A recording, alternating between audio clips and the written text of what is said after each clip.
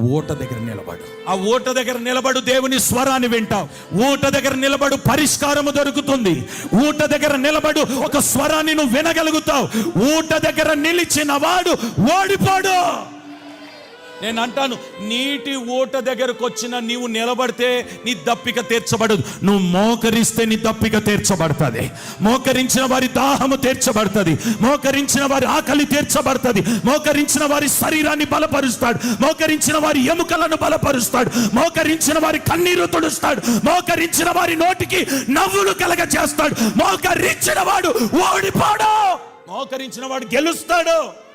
ఏ నరుడు తెరవలేనంత బిగ్గుగా దాన్ని గట్టి పెట్టినా మోకరించగలిగితే నీ కొరకు యేసయ్యని ఆ నీటి ఊట దగ్గరికి వచ్చి దాహము తీర్చుటకు ఆయన దిగి వస్తాడు.